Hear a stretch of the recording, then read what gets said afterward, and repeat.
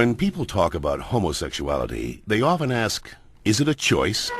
I heard it is. Hello, what's your name? Christian. Well, Christian, let's see what the latest science has to say. Oh, that. To help us, here are two gay people, George and Martha. Before we can answer, is it a choice, we must first determine what it means to be gay. How do you know you're a homosexual? The same way you know that you're straight. Since the 19th century, many theories about homosexuality have been offered that are untestable and contradictory. Male homosexuality is the result of an absent father and an overbearing mother. See ya. Stand up straight, dear. And the female homosexual has never recovered from her anger over not having the penis. She wishes to avenge her perceived castration by taking another female as her sexual object. You're kidding me, right? Well, I've always been told that homosexuality is unnatural. Is it?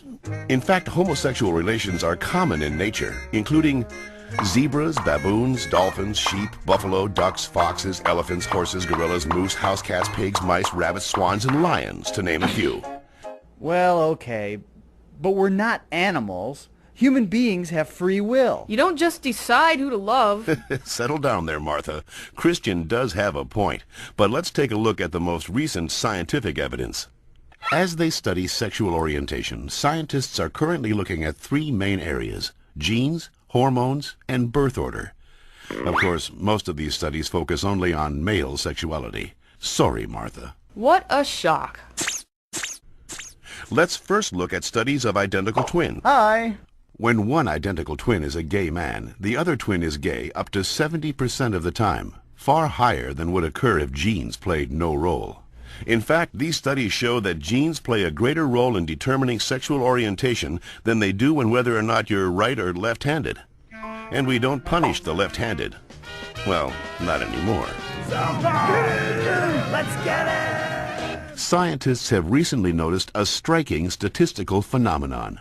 Studies show that having older brothers increases the odds of a boy being homosexual. Moms always baby the youngest, making them gay.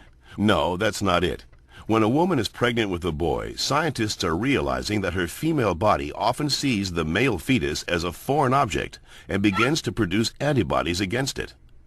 The more boys a woman has, the more adept her body becomes at feminizing the fetus, which may explain why with every successive boy, the odds that he will be gay go up significantly.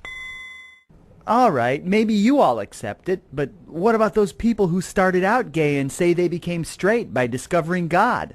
What about ex-gay ministries?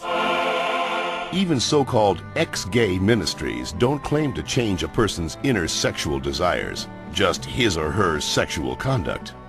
We're still gay.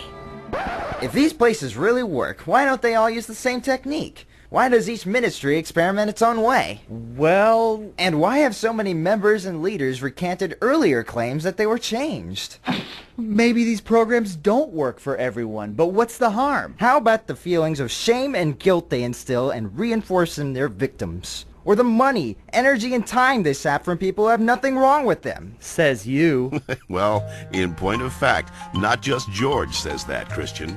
The American Medical Association, the American Psychiatric Association, the American Psychological Association, the American Psychoanalytic Association, the American Academy of Pediatrics, and the National Association of Social Workers have all stated that homosexuality should not be treated as a mental disorder, and that they oppose attempts at reparative or conversion therapy, and that sexual orientation is not a choice and cannot be changed. So that's it. I'm supposed to believe that it's not a choice just because all those doctors and scientists say so? Or you could just ask us. I do know this one girl named Heather who goes back and forth, but she's Shut up. The information in this educational cartoon is based upon studies that can be found in any university library, with the possible exception of the Bob Jones University in South Carolina.